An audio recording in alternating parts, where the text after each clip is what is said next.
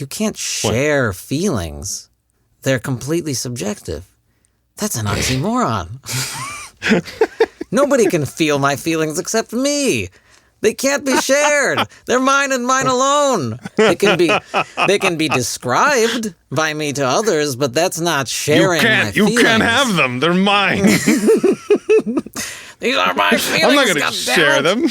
You know how expensive these are? I don't just give out feelings willy-nilly to anyone who comes and asking for them. I still have 12 payments left on these feelings. Hands off.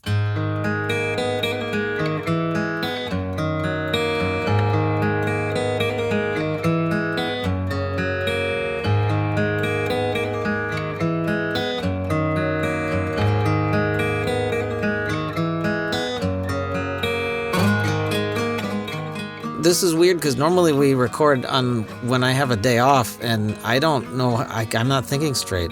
I'm sleep deprived. I should be sleeping. I should be going to sleep now. But yeah, why aren't you sleeping? Because we have to record a podcast. It's for the fans. Yes, sacrificing for the fans, as you do so many times. Yeah. So you're tired. I am tired, but it's fine, you know. And well, so we should say the reason they're recording this day and not, lazily right before we have to publish it is because I'm going on vacation. You are. Vacation. But it's also because I was too lazy to prepare to do it 2 days ago, which is the normal time we would have done it. So we're actually late. We're still late, just not as late. Yeah, and now who knows if it's going to be good or not. That's the best part. It's kind of a dice roll. It's like a roulette wheel every time. We should introduce a roulette wheel and replace the Mad Hat with it, and and rename the podcast the Matt Wheelers. It's still kind of got a ring to it, you know. And the only thing we say is we just say like 37 black. Yeah, and we just wait. And the folks at home just imagine, what it looks like. 2 red. That's right. And we wear bow ties and which they can't see, of jackets. course, naturally. Right. Well, yeah. I'm still wearing my pink robe from last last time. Have you changed? No, I've been wearing the pink robe. I wear it to work and everything. It's a really nice pink robe. It's it's not quite pink. It really is I would say it's magenta. No, it's over the Zoom meeting and everything. It's a little bit. It really is more like a burgundy, I'd say. But the kind of a lighter. I'm pretty sure it's magenta. It's not magenta. It's not as dark as burgundy. If I were to go to the girls section of clothing store, and I would take the average color of clothing from the ages of 9 to 13, ignoring all blues, it would look like that. I mean, I'm not saying you're wrong. I just wouldn't call it magenta. But it is. I'd say it's somewhere between magenta and burgundy. Now you should keep going because you're slowly winning me over here. You're convincing me. I believe what you tell me. Not because you're tired. Not my own eyes.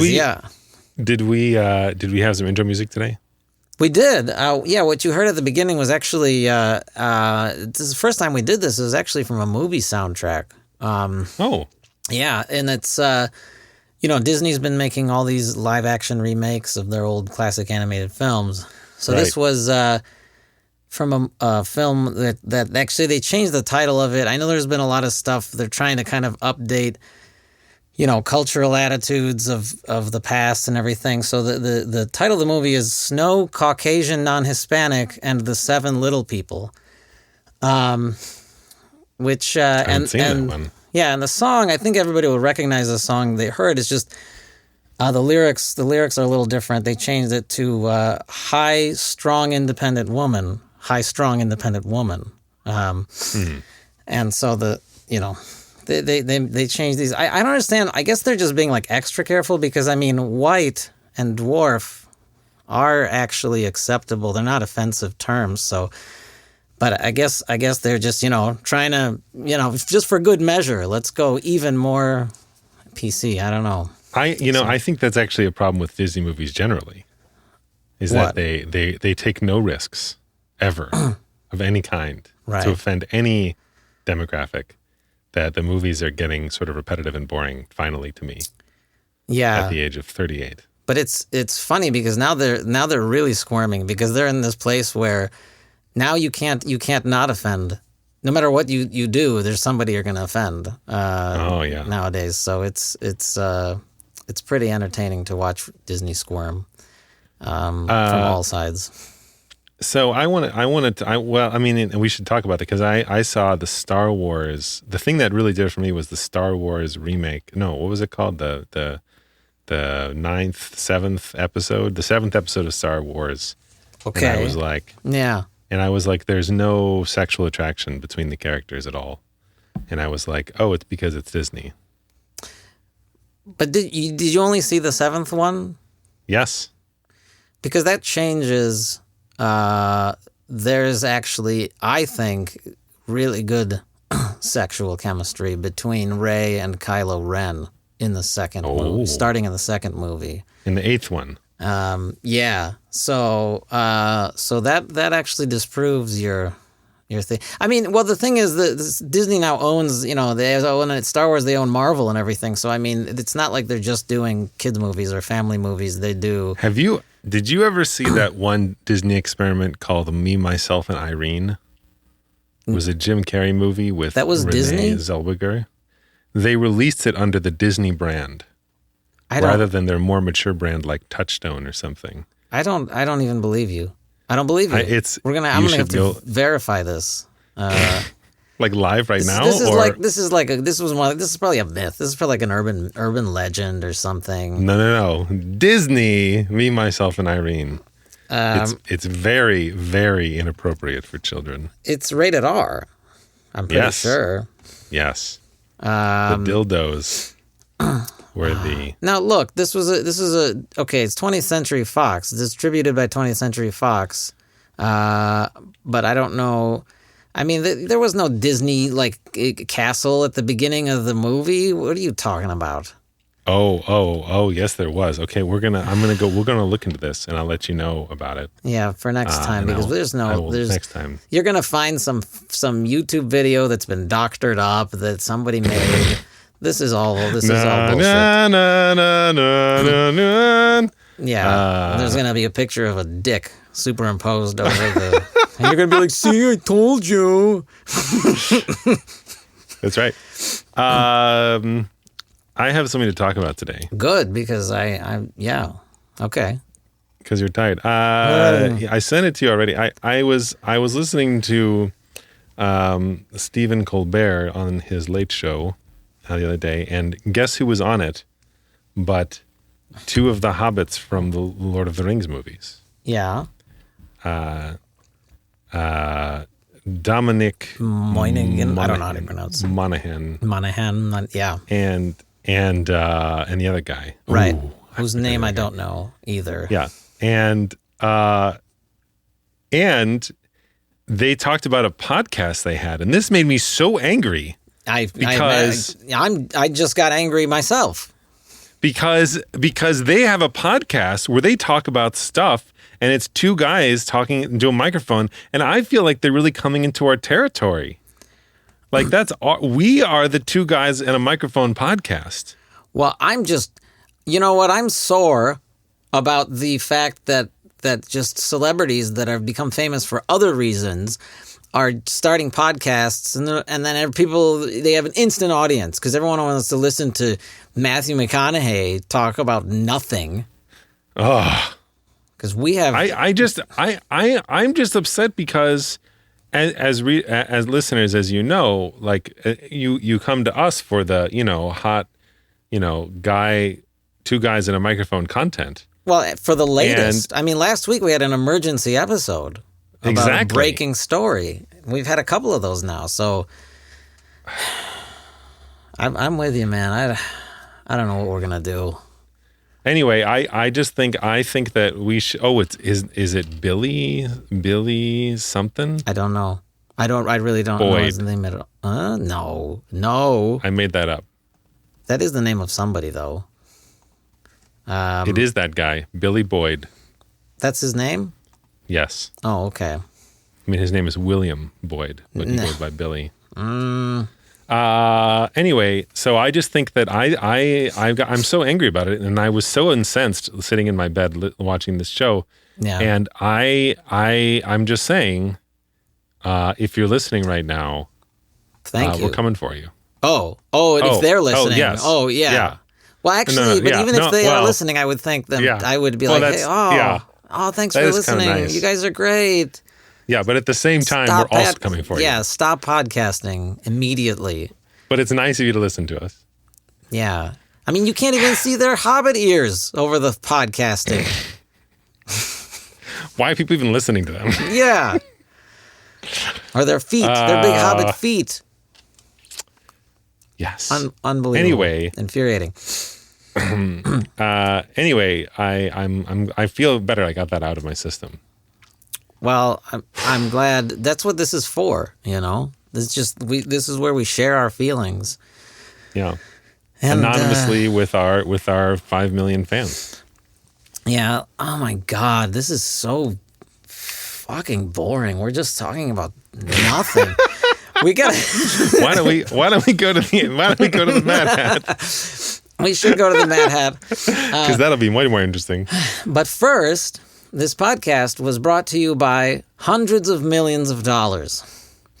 Too many Americans live paycheck to paycheck, struggling just to keep up with their bills.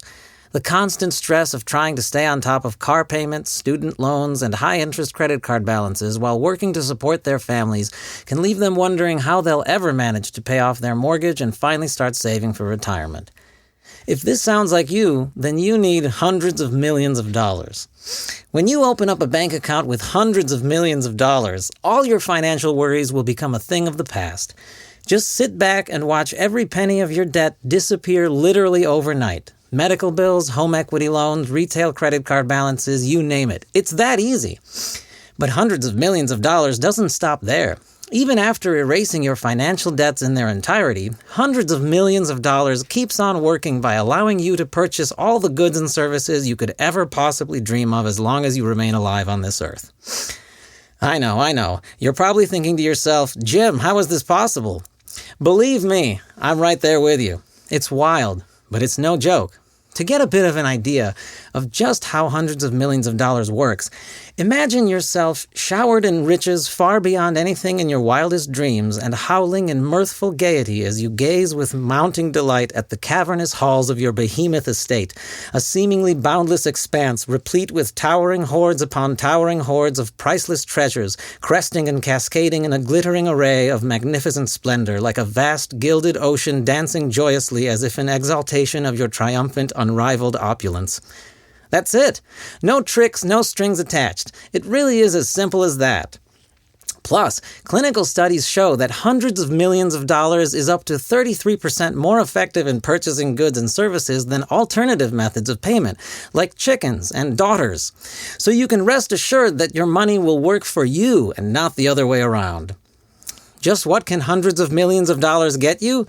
Many of our satisfied customers have gone on to purchase sports cars, airplanes, mansions, hotels, islands, sex with prostitutes, exoneration from despicable behavior by means of bribery or out-of-court settlements, the presidency, and much, much more. So what are you waiting for? Check out our latest deals. Our rollin' in the dough lump sum offerings start with our super popular $300 million starter package. For just 3 easy payments of $99, $99, $99, $99, $99, you'll get everything you need to break into the exciting world of the obscenely rich. And you'll also get everything you need, period, for the rest of your life, multiplied countless times over. Or, if you're feeling really adventurous, you could opt for our premium package of $700 million. That's a $700 million value, yours for just $700 million plus tax. And right now, for a limited time only, you can buy in bulk and save. If you purchase a quantity of 30 or more of our premium package, you'll pay only $20,999,950.05. That's a $21 billion value for a savings of $49.95.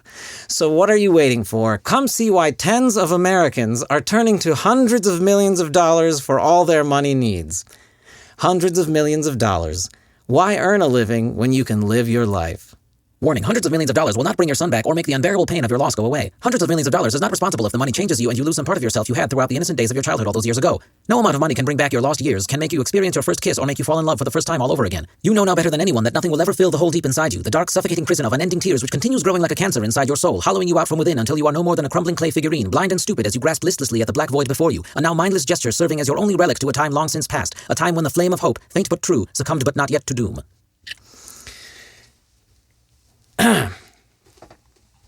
Yeah. So wow, that's an excellent. That's a really great sponsor. Yeah, I'm interested. I'm interested. Yeah, thanks to hundreds of millions of dollars for this episode. Wow. All right, excellent. The I think the budget shows. We're pocketing the rest. This is the Mad Hat. We gotta add some more topics in this Mad Hat, I think. I think our listeners should... Maybe we should ask our listeners to submit topics to the Mad Hat. Oh, okay. I can do that. Hey, listeners. You can submit your own topics to the Mad Hat at www.matthatters.com, MATTHATTERS.com. And there you'll find a link. You can click on it and send us an email with your Mad Hat topic ideas. Isn't it wonderful? Looking forward to reading them. Yeah. Looking forward to reading them. Let's see what do you hear that? I'm opening it. Okay. The topic for today is a favorite toy from your childhood. Oh. Yeah. Oh, man. Yeah. I'm going to go first. Oh, okay. You my usually go favorite first, toy. So why not? No, that's not true. Usually. Not always. That's not true. I hate doing this podcast. Please continue. I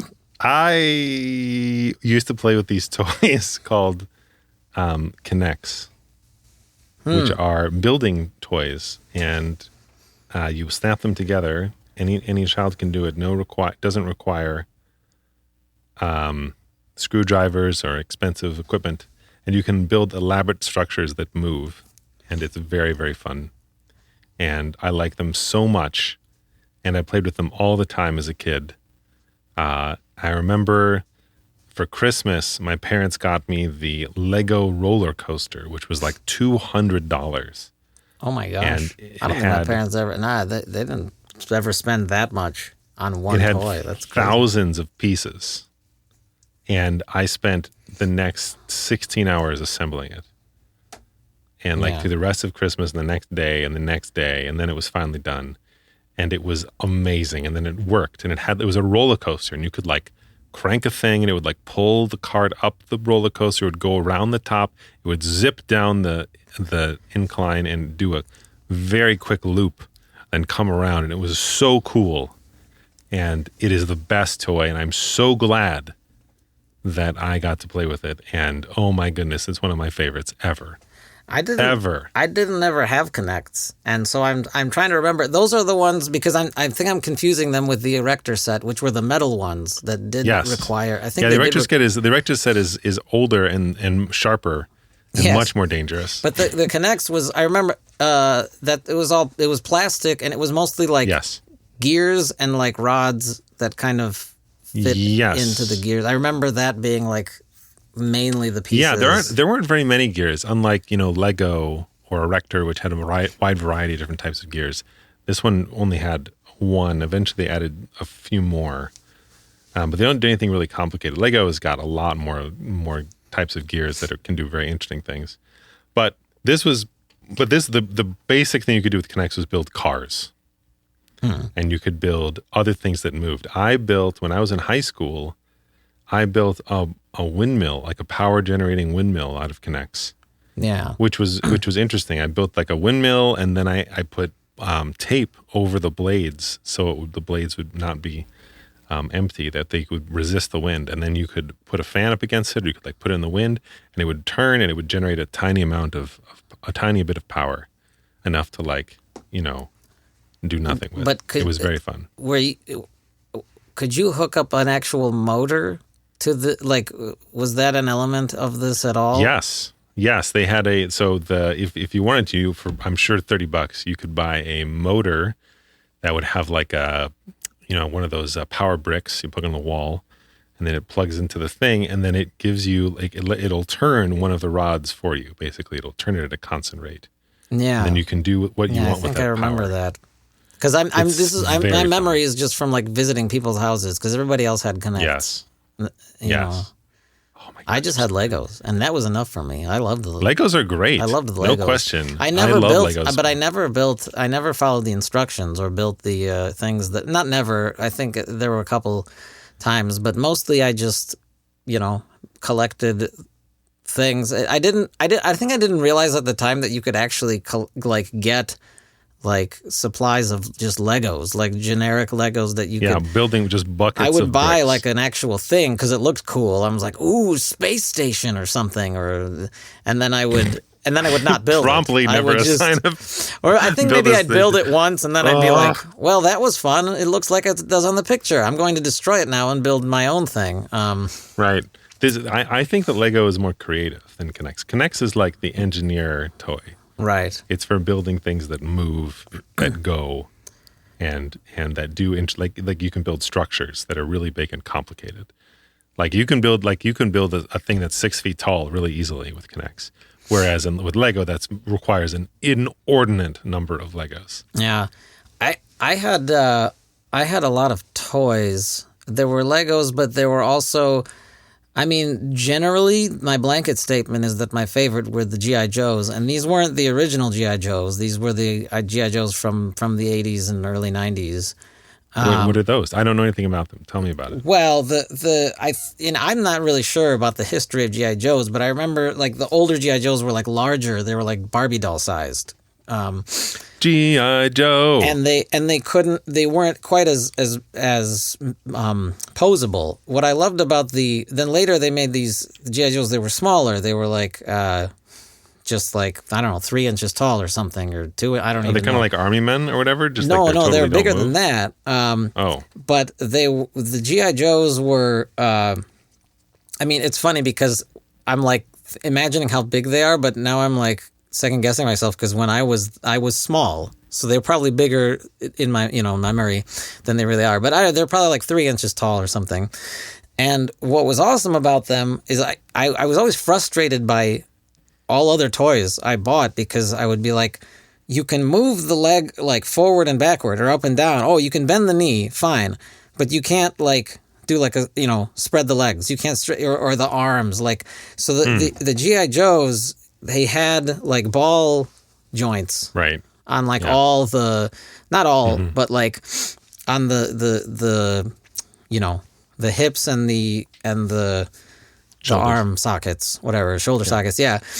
And then you could bend the elbows and the knees, so like you could, because I don't know, this is just something about my personality.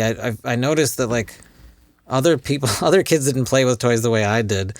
I actually preferred to play by myself with toys, and I would concoct very long, like grandiose movie plots, like action movies. And I'd have all these characters. I'd make like a huge story, and that would end in this big, spectacular climax where the arch nemesis villain and the hero are fighting on some precarious cliff or something, or on some giant helicopter, and something very dramatic. And yes. And I would actually like do like fight choreography. Like I would hold each character in one hand and like for the sake of making him look like he was doing a cool kick, I would drop the other character, maybe the other doll, the figurine, right. And then I would like, make him like move in this punch motion, like, and I would realistically like move the joints the way they would move, right? Make him do like a roundhouse kick. So I almost had like this martial arts choreography. Did you ever like record it or like take pictures or anything of what you were doing? There was one time, or was it just in just in your mind? Not really. It's all up here, man. Yeah, that's right. Yeah, but I had other crazy. I had then big monsters. I had the Jurassic Park T-Rex, which was awesome. That wait. I want to talk more about G.I. Joe. Okay. Because there's this thing, like you told me this thing about how you used to craft these stories.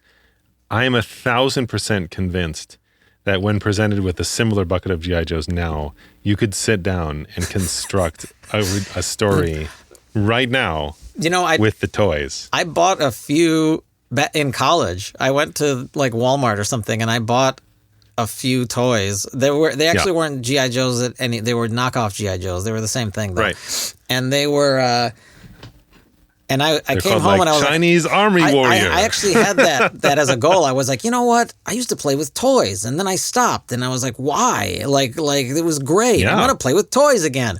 And I brought them home, and I took them out, and I started playing with them, and it wasn't the same. It doesn't work anymore because I can't be. I can do it in a different way. I can do it as like a sketch comedy bit or something. I can do it while like making fun of the whole thing, whereas like either the poor kids doing it or the people who make fun of those poor kids doing it. Yes, yeah. I understand. So I can still entertain myself, but it's like I'm doing improv or something, as opposed to actually like sincerely getting excited about this action movie plot that is unfolding before me, which is how I was when I was 9. So have you ever heard of the G.I. Joe PSAs? Yes. You know how at the end of every, the cartoon, the G.I. Joe cartoon. I know what you're talking about. The ones, then you're talking about the YouTube videos where they dubbed over pork chop sandwiches. The what?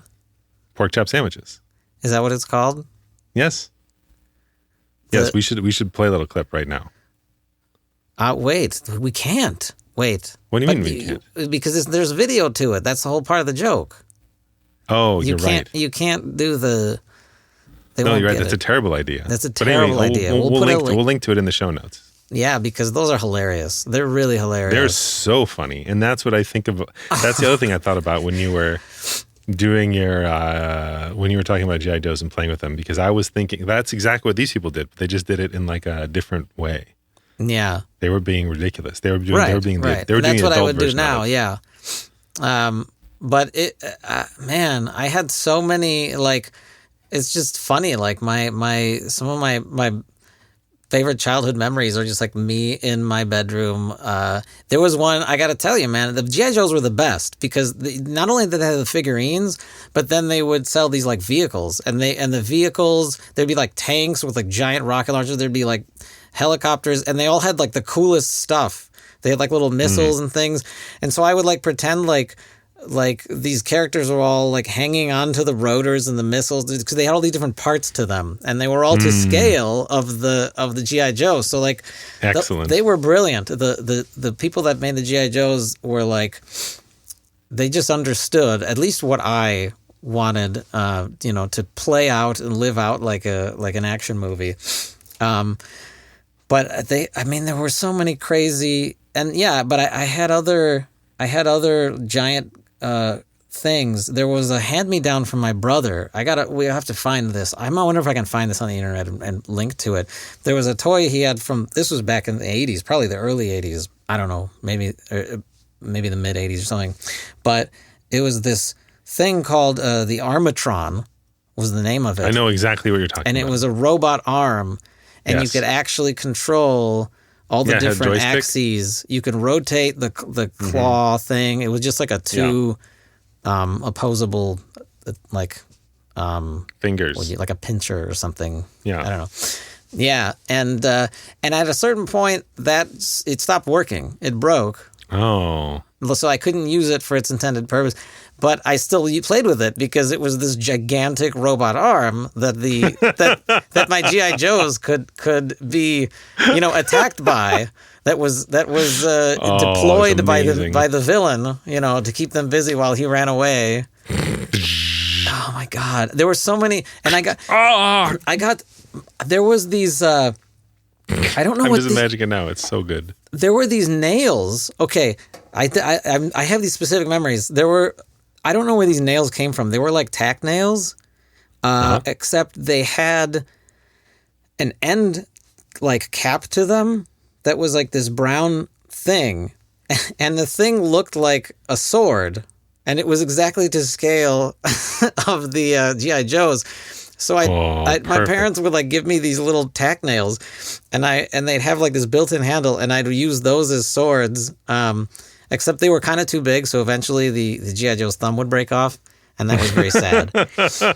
And you had to repair the G.I. Joes because the way they worked is the torso would sit in the hip section, and so you could actually like have them like I don't know what the word would be, kind of like go sideways on their torso, like side to side or whatever. Like you could have them like lean and front and back because there was like a ball joint at the bottom of their torso, but that was held together with a tension. There was like this like almost like a hair tie kind of a thing, or like a rubber band. Like a rubber band. So eventually that would wear out and break. And then I just use a regular rubber band. You'd have to unscrew them. Unscrew there was a giant screw in the back of the G.I. Joe, and you'd unscrew them and put in a new rubber band, and it goes new. Wow. But that was my almost all of my toy playing was dramatic. Was for the purpose of concocting long-winded action movie plots. So even when I built things like with Legos, it was mostly for the purpose of like having some setting for some kind of dramatic scene, because I was watching action movies for as long as I remember. Because I know that was always something that surprised me when I knew you, because you were so familiar with R-rated movies, and I had never seen. I know one ever. That's why I mentioned it, because I know that was not the case for you. Your parents had it. No. My parents were weird because they let me watch as much violence and swearing as I wanted, but they wouldn't let me watch anything with sex. It would be like, for some reason, sex is worse than violence. And then they would. The other thing was if it was scary, like horror movies. I didn't watch horror movies, but that was mostly because they noticed that I was very scared of them. I'd have like really bad nightmares and like night terrors. Horrible. So like I just couldn't handle horror movies as a kid. Oh, I still can't. There's no horror movies. Now I can. Now I watch them, and I mostly I've seen so many of them now. But where I think, but I was not allowed to see those movies at all as a kid. So a lot of my play, it stopped being creative at some point like that, where we were doing that. And then it was all about like engineering. It was like about building things. I've always been fascinated by building things. A lot of my toys were building toys. Things like toys for playing in the sand, or toys, Legos or Kinects, or like whatever. The goal of like, or there's I remember there was this toy I really wanted that I never got, which was like a little marble roller coaster. You could like put a marble in it and like roll around this metal track, and maybe marble was magnetized or something, so it would like stay on the track. And I always thought that was so cool, and I'd beg for it, and my parents were like, no. No. But I've always found like the engineering of things to be very interesting, and I think a lot of my toys as a kid were basically just that. Yeah, I and then the other whole, you could consider it a toy, is video games. Nintendo, Super Nintendo, grew up playing tons of video games on those. So that's another. I'm just trying to think of like what can I call the favorite toy? And I actually I'm gonna actually name the Jurassic Park T-Rex. When the first Jurassic Park movie came out, they came out with all these toys, and the T-Rex was like the mother lode. And I got it, and there's an embarrassing story with that, but we don't have time for it. But I still have the T-Rex. That was one of the toys I saved. My mom gave all my toys away for charity, and she's like, which toys do you want to keep? And I kept a couple of toys, and that was one of them. So that toy I have from like the age of 10. Wow. It's right up there. You can't see it, but it's there. I don't know what my favorite toy was. Wait, you can see it? It's hard. It's hard to say. It is. It's there in the background. Oh, I can see it. Oh my gosh. There's a dinosaur coming through your through your booth, through your audio booth. Yeah. I don't know what my favorite toy was as a kid. There were so many toys that I really enjoyed for a short time. Like Skip It. Do you know Skip It? God. Oh, we got to link the commercial. Skip It. Yes, that was hilarious. But the very best thing of all, there's a counter on this ball. My brother and I just made fun of that whole thing. So try to get your very best score. Anyway, that whole toy. See if you can get a whole lot more. That was one of those lame toys, like hula hoops and slinkies where you can't It was do lame, anything. but I thought they were super fun. And I had a friend who had one, and I would play with it when I was like 7. Yeah. Quite a bit. Oh, I think the toy, I don't know about, this is maybe not really a toy, but I loved riding my bicycle. Yeah. Yeah, I did that I would ride too. my bicycle. This is fun because we didn't meet until we were 13. So we were both not playing with actual toys anymore. So I don't know what your childhood was like playing with toys, really. I don't know. Like, it was, I rode my bike every day without fail because I loved riding my bike. And I would go all around, and it was so much fun. Yeah, I did my share of bike riding, too. I mean, that was fun. Sure. Anyway, I don't know. But in terms of, like, favorite toy, it's so hard to narrow it down. So did you not have any, like, action figures? I think I had some Transformers, which would count. Yes. But I had no Army guys. I had no violent ones, especially because my parents were like, no. And Transformers is about the level of violence they would allow. Yeah. And I don't think I was allowed to watch the TV show very much. You couldn't even. I had a He-Man action figure. You couldn't. What about you? Didn't. What about the cops and robbers and things? Or not cops and nobody actually played cops and robbers. Nobody really played that. But I mean, the killing each other with guns outside. It's funny because nowadays, like, that's like horrifying. The idea of, I mean, it's yes. But like back then, it was just like normal. Like it was just normal. We did that in middle school. I mean, there's squirt guns too. Often. I mean, that's a bit more. We did that. I think a lot more often in middle school than I did in elementary school. Yeah. We would make up elaborate shooting each other games. It was fun. Yes. Well, I think we've answered the question. I know you can't choose a Erector set. That was your favorite. Connects. Or Connects. God damn it. Oh my gosh. What is wrong with you? Damn it all to hell. Why? Connects. Fine. Connects. Oh man, I could just think about playing with them right now. It's so much fun. The feeling of the snapping the little rods into the connectors is so satisfying. Such a brilliant design. Well, yeah. So I feel like we also talked about that topic to death. That's enough. Yeah, it's not an. I want to. Oh my god, I want to talk about toys. Anyway, and we done. We answered the question. Yeah, we could talk a lot more about it. Well, if you want to know more, you have to put another topic in the Mad Hat. I know, but it's time. It's time to end this episode because look at the time. Look at it. Can you see it? Oh my gosh, we've had a good time talking. We did. It was fun. But it's time to say goodbye. Thank you for joining us, everybody. Okay. I don't know. Well, I guess we're gonna have to do the next one when you get back or something. The last. Yeah. I'll be back on days. I think I'm back in a couple of weeks. Then we can do it sometime before the next publication date or whatever. I mean, we'll figure it out. No problem. Have a happy July 4th. Yes, you too. By the time this publishes, that'll be a done deal. The listeners. That's true. We won't know. I hope you had a lovely July 4th. Yes, listeners. I hope so too. I hope so. I'm really angry, so I just said it. Anger is patriotic. Oh, I think is that a plane? Okay. Well, thanks for listening, everybody, and submit your topics to the Mad Hat, like we said before, at matthatters.com. That's right. www. Stop it.